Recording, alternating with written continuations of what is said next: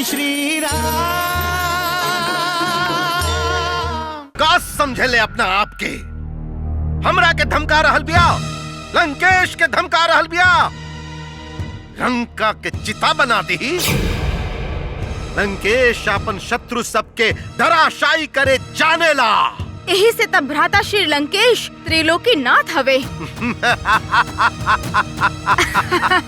सूर्पनखा, तहरा जगह लंकेश के यदि कोनो और बहिन होखित तो वो अपन भाई के युद्ध से रोके के पूर्ण प्रयास करी। परंतु महारानी, लंकेश युद्ध करे से ना कबो रुकल बा ना कबो रुकी। सीता के अबहीं लंकेश के बल और पराक्रम के परिचय नहीं खे।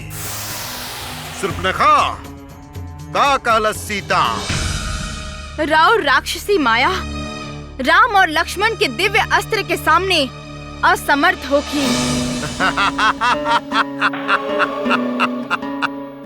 वो ई नहीं के जानत कि लंकेश के चुनौती स्वीकार और ओकरा के अपन पैर तले रौंदे में बहुते आनंद आवेला।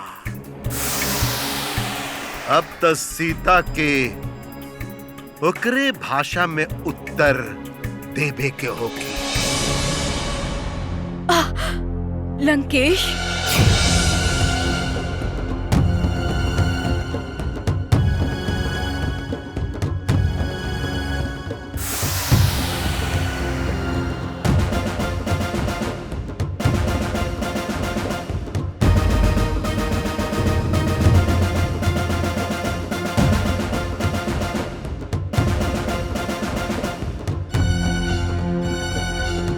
सुंदरी, हम तहार चुनौती स्वीकार कर लेनी। लंका चिता ना बनी। हम तो तहारू बनवासी पति के समुद्र तट से ही वापस भेज देब। दुष्ट, ओकरा से पहले हमार पति प्रभु श्री राम तरह के हम लोग भेज दिए और स्वयं हमरा के अपना साथ अयोध्या ले जाइए। तू जानत नहीं खू सुंदरी, तहरा जब अपना साथे हम ए पुष्पक विमान पर बैठा के समुद्र के पार ले जाइब, तब कभी ना, हम तरह साथे कभी ना जाइब। तू आईबू सीते, तू हमरा साथे आईबू। ई देखा।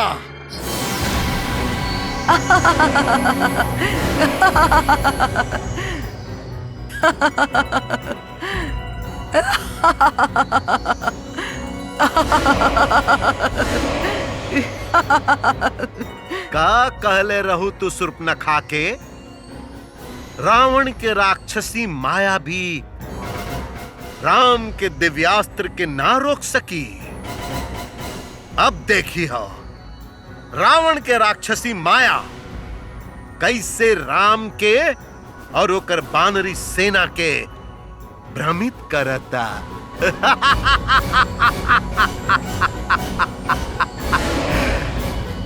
अब हम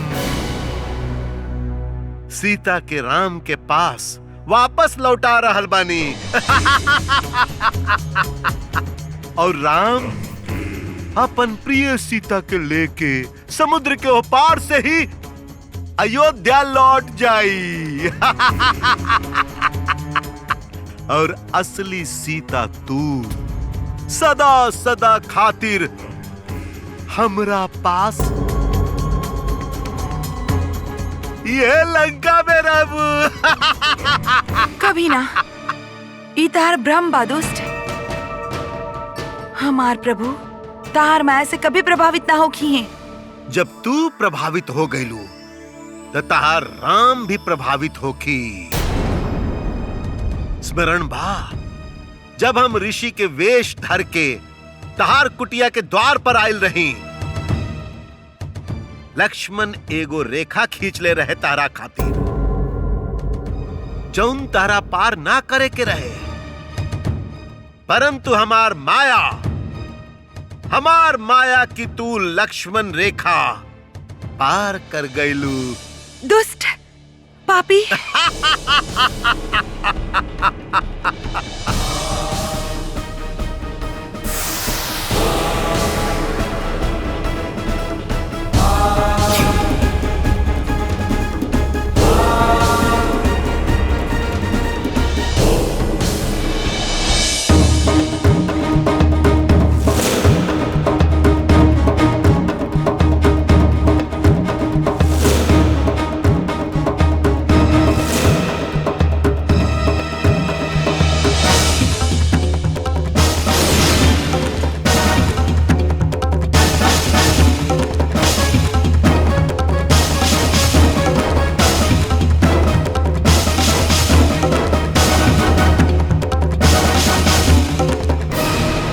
लक्ष्मण भैया,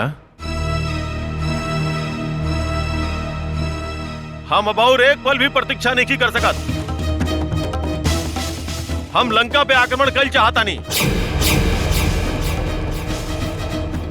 ओ पापी रावण के विनाश करे के सामर्थ्य बा हमरा में।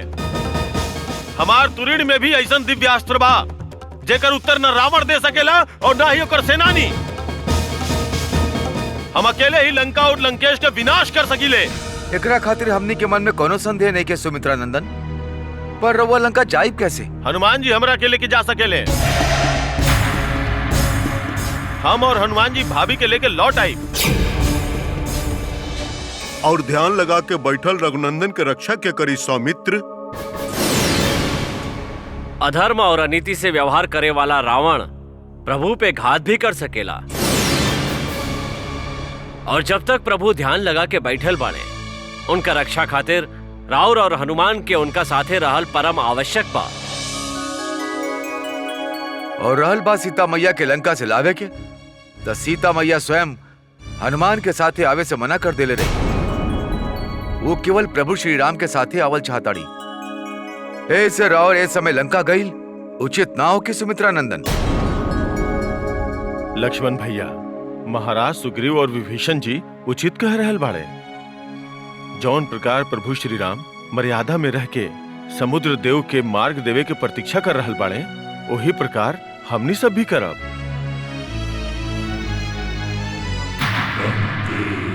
राम के समुद्र के ओह पार से वापस लौटावे खातिर हमने के कोनो न कोनो चाल अवश्य चले के पड़ी। परंतु राम के पास एक मायावी सीता के भेजल, ऐसे हम सहमत नहीं की। ओकरा से तो हम स्वयं सहमत नहीं की प्रहस्त।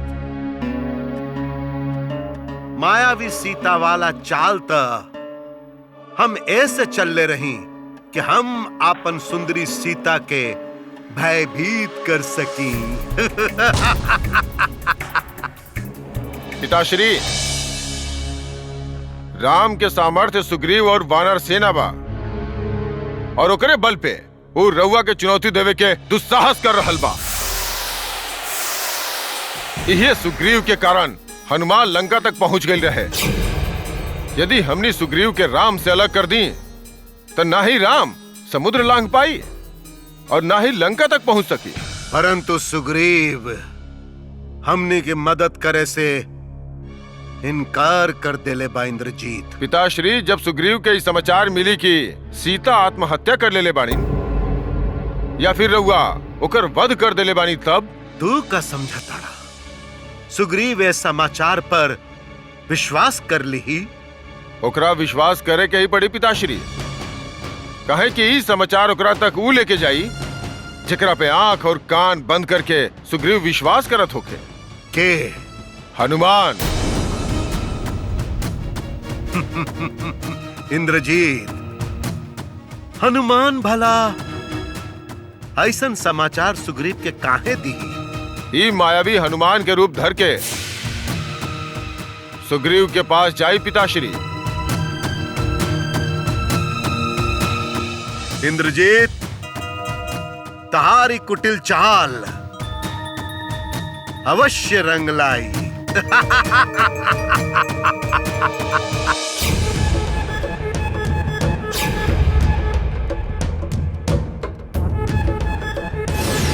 अंगद, नल नील। जी महाराज। समुद्र के चारों तरफ तू लोग के ध्यान रह के चाहिए। हमनी रावण पे कोनो प्रकार विश्वास नहीं कर सकत। वो दुष्ट कोनो समय और कोनो रूप में हमनी पर आक्रमण कर सकेला। रउआ निश्चिंत रही काकाश्री, हमनी सब यहाँ सतर्क बानी, पूरा रात पहरा दे रहल बानी। महाराज सुग्रीव, हमनी कोनो अवसर ही न दे वो लोग के आक्रमण करे के।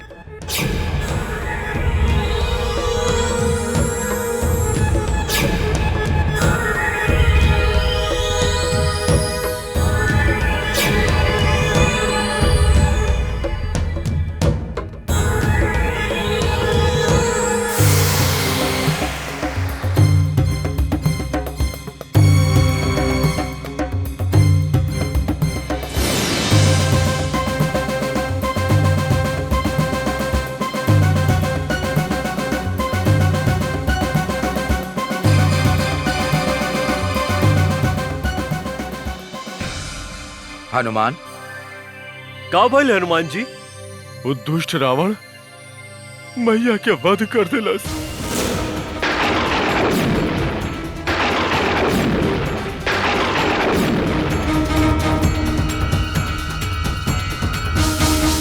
हनुमान तू का करल बड़ा? सीता मैया यहाँ कब आयल रही? रावण विमान से यहाँ आयल, हम देखनी तो हम दौड़त यहाँ आईनी। हमरा के देख के रावण कहलस, वानर तू राम खातिर हमार लंका जला डल ले, हम राम के जीवन ही जला देता नहीं। और महाराज सुग्रीव और का वो दुष्ट मैया के मार के समुद्र में फेंक देला।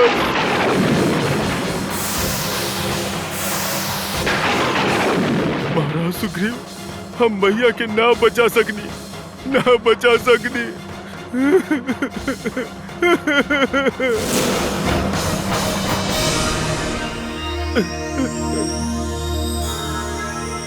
ये तू का करल बड़ा हनुमान? अब तो ये अच्छा बा कि हम अपन जीवन समाप्त कर दी। रुका हनुमान, तू ना, हम समर्पित करब अपन आप के।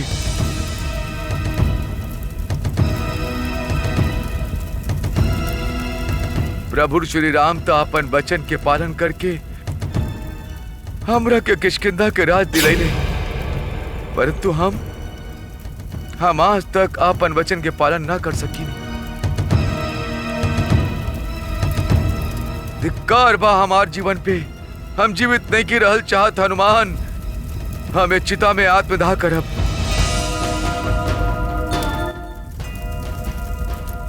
जय श्री राम। जय श्री राम।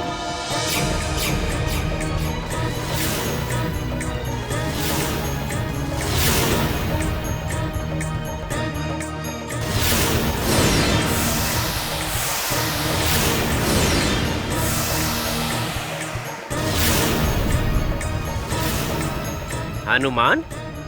और यहाँ भी हनुमान? दो को हनुमान?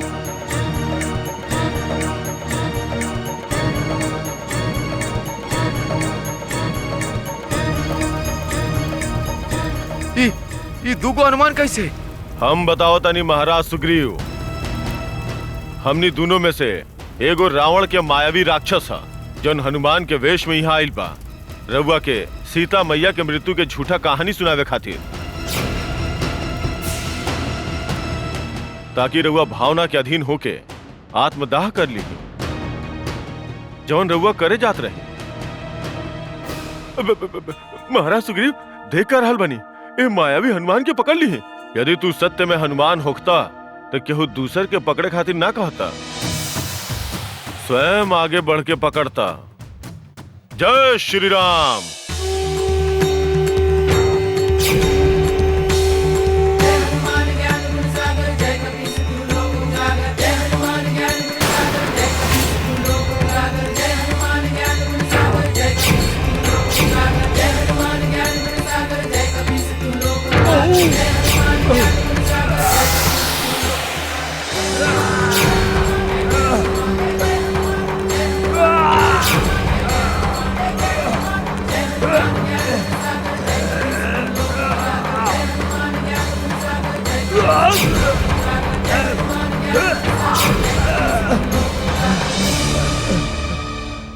अब बोल सत्य कहा। हमरा के दशानंद भेज ले बाड़े महाराज सुग्रीव के भ्रमित करे खातिर।